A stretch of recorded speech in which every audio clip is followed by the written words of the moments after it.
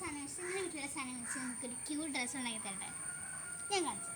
നമുക്ക് ആകെ വേണ്ട സാധനങ്ങൾ എന്ന് പറഞ്ഞാൽ ഫസ്റ്റ് ഈ പർപ്പിൾ പാൻറ്റാണ്.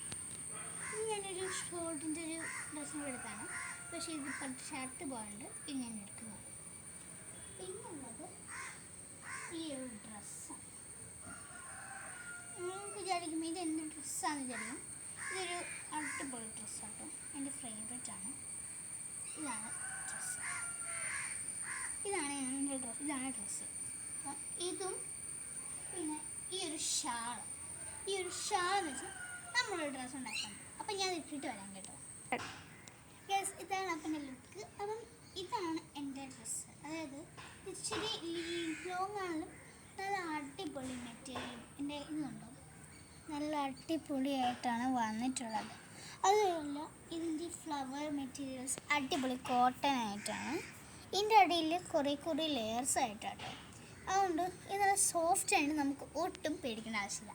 അതുപോലെ ഇത് വാട്ടർ പ്രൂഫും കൂടി ആട്ടോ.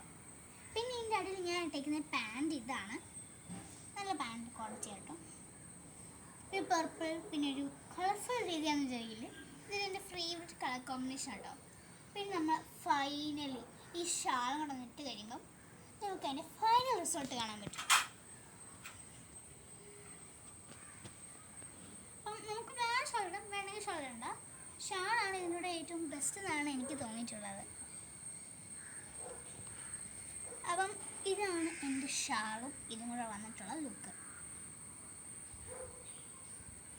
വേണമെങ്കിൽ നിങ്ങൾക്ക് ഇഷ്ടമുള്ള ടൈപ്പിൽ ഷാൾ ഇടാം, വേണമെങ്കിൽ ഇങ്ങനെ ഇടാം. അതായത് നിങ്ങൾക്ക് ചിലർ ഇങ്ങനെ ഇടുന്ന ഒരു ആൾക്കാരുണ്ട്. എങ്ങനെ ഇട്ടാൽ ഈ ഷാളിൻ്റെ കൂടി ഇതിട്ടാൽ അടിപൊളിയായിരിക്കും. അപ്പോൾ ഇതുപോലെ കളർ കോമ്പിനേഷനിൽ ഇടാൻ നിങ്ങൾ നോക്കുക. ഇതിട്ട് നിങ്ങൾക്ക് അടിപൊളിയായിരിക്കും.